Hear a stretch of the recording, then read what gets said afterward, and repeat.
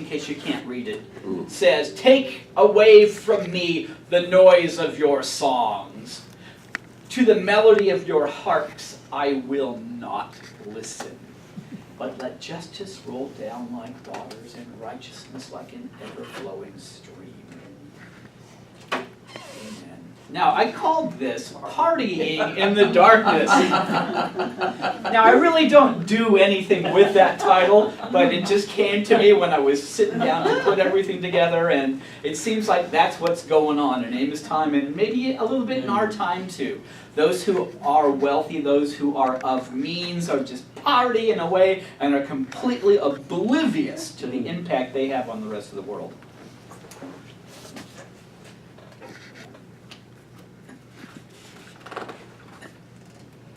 Amos lived in the 8th century BCE and was from a southern Judean town called Tekoa.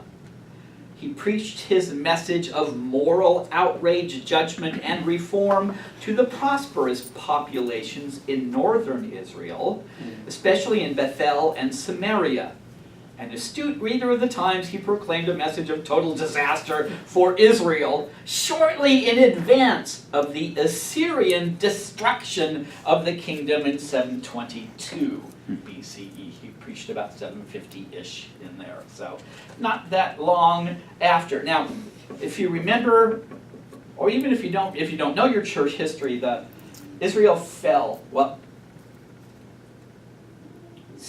David and Solomon built a nation.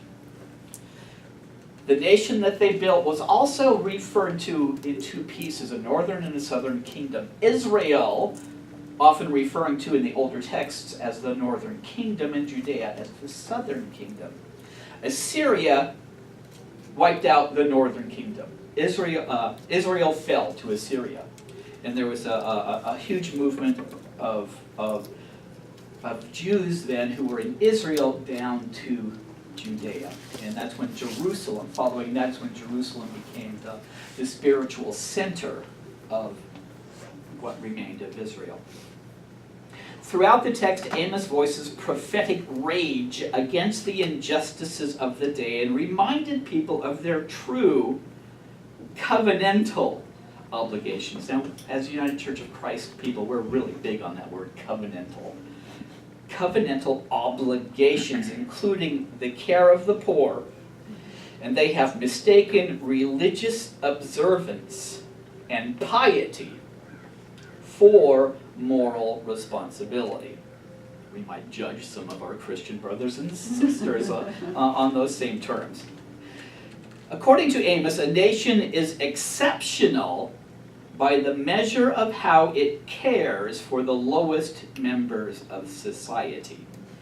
And a nation of religious hypocrisy and economic injustice is one that will perish.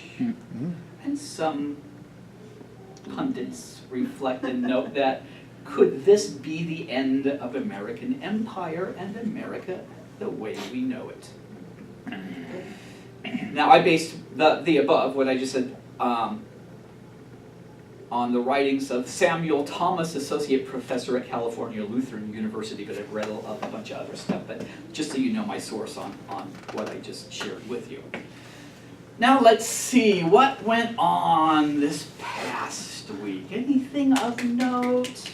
Well, there's some cause for celebration, but I won't go there first. Oh.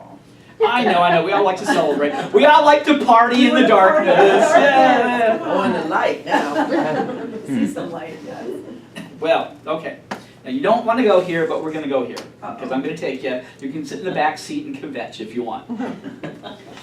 Exactly 1 week ago this morning, y'all remember what happened. First Baptist Church of Sutherland Springs, Texas. Yes. 26 people lost their lives, and depending on your source, it's between 19 and 27 people were wounded.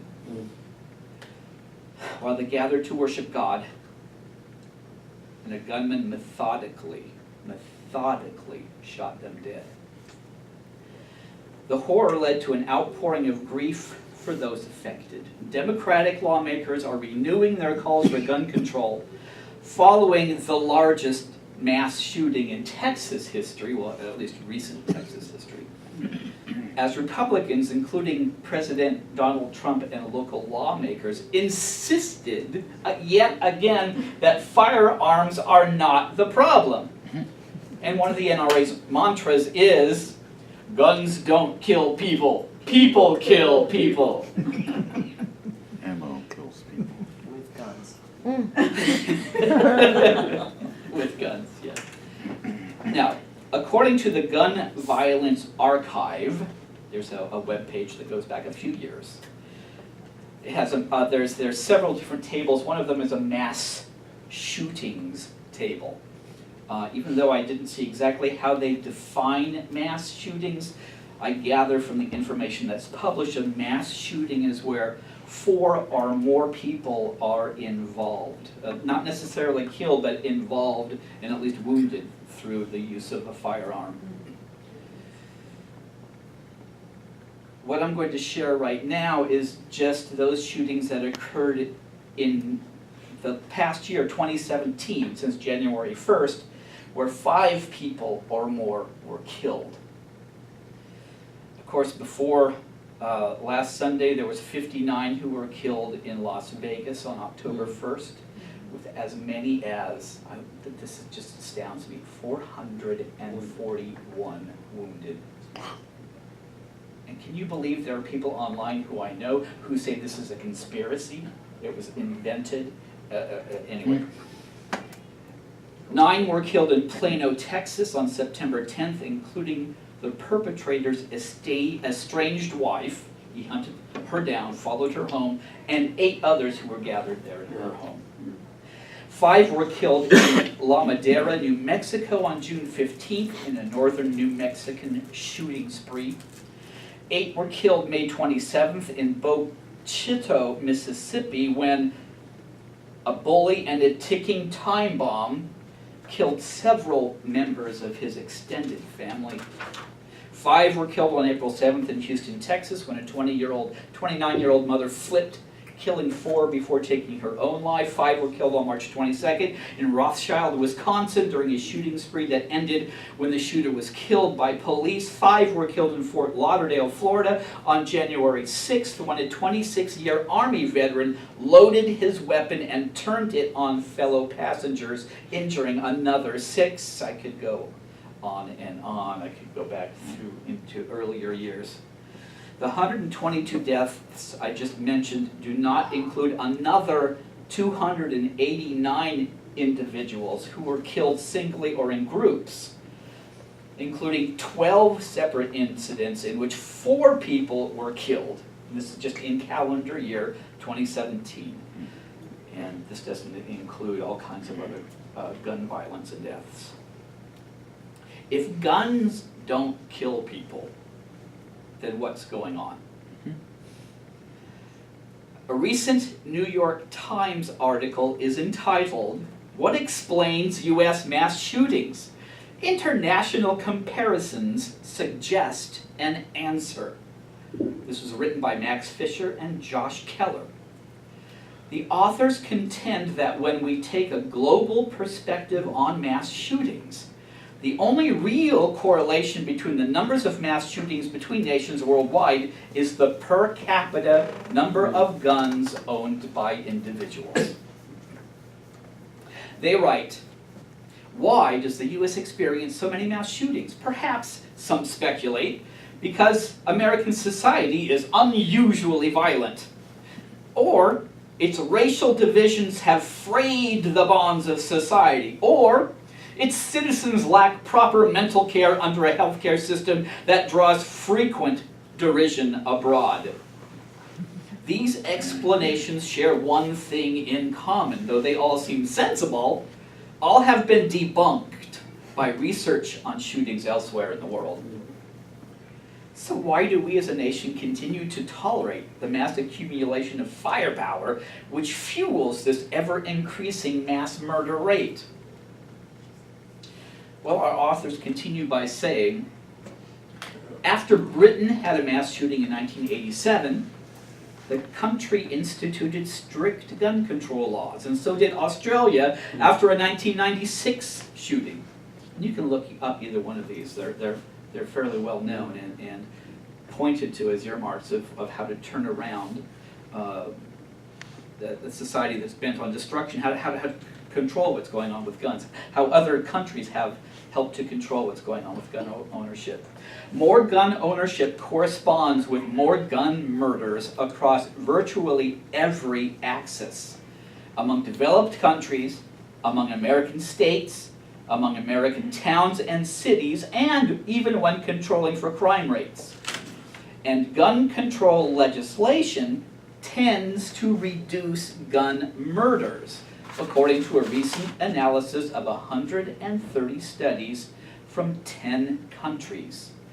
This suggests, according to what the NRA claims, that guns themselves do in fact cause the violence.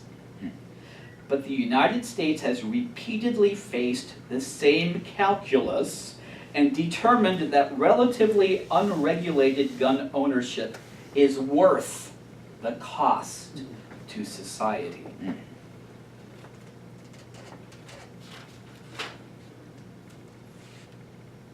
And I'll close my reference from them with this.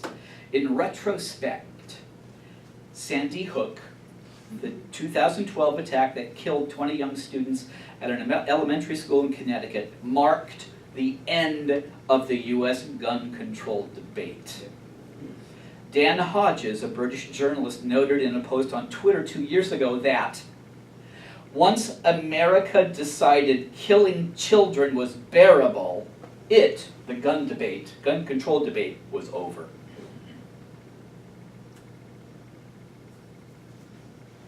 Some profound wisdom in what he said.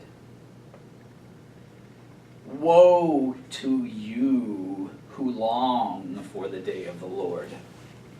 Why do you long for the day of the Lord? That day will be darkness, not light. Those who believe the day of the Lord will be brought about by even more gun ownership, with more children being murdered, are bringing darkness and death upon us all. Their vision of the day of the Lord is not one of light, but one of darkness. It will be as though a man fled from a lion only to meet a bear. Those who believe the day of the Lord will be brought about by a nuclear confrontation with North Korea are bringing darkness and death upon us all.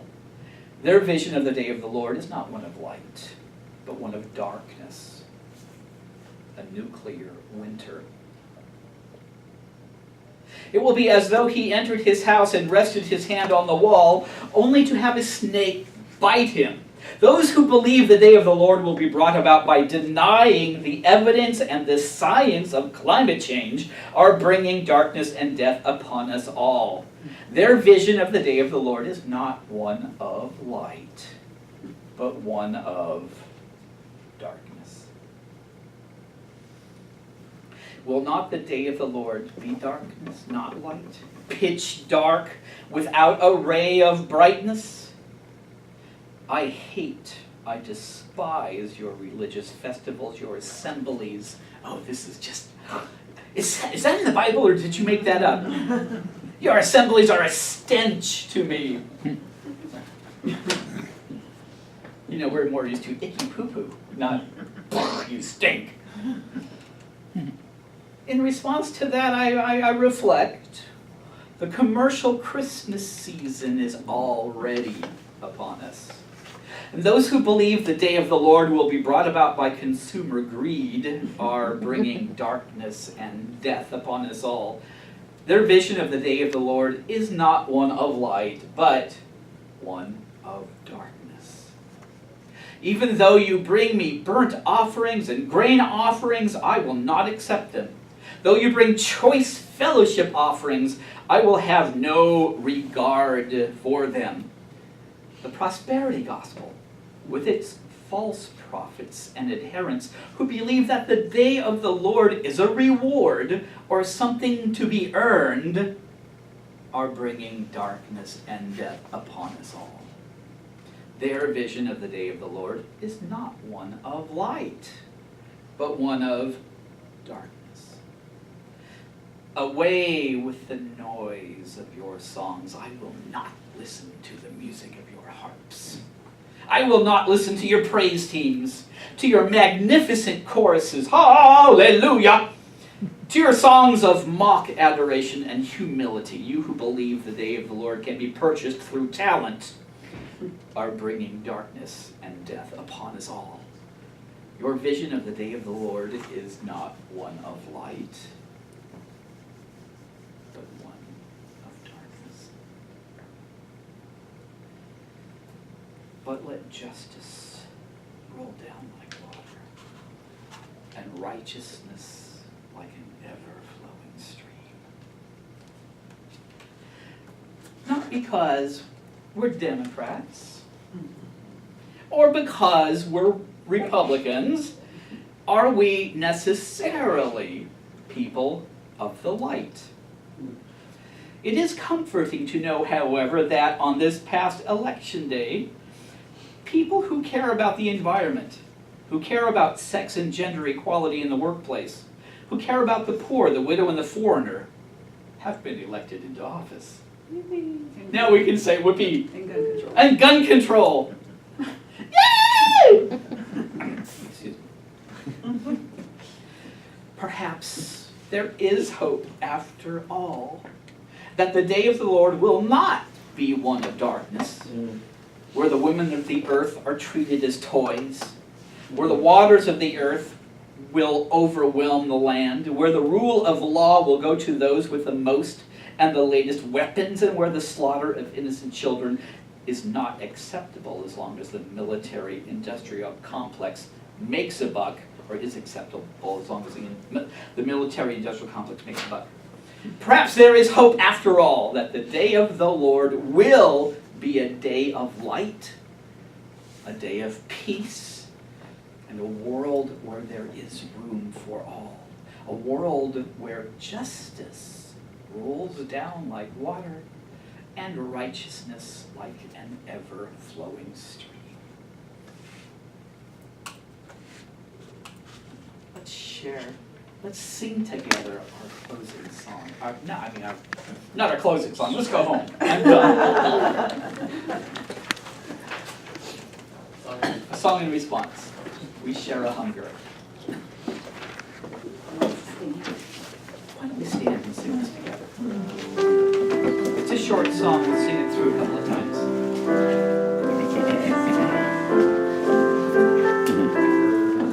You may remember it, because we've done it several times over the past couple of years. So you feel free to use the books or use your memory.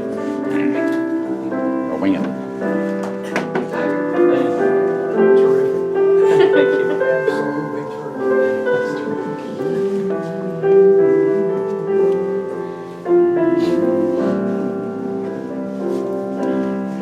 Share a hunger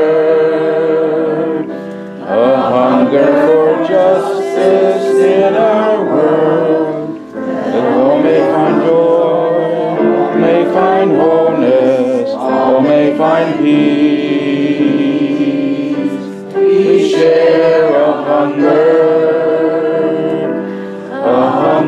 to feel the light of Christ shining through us, shining through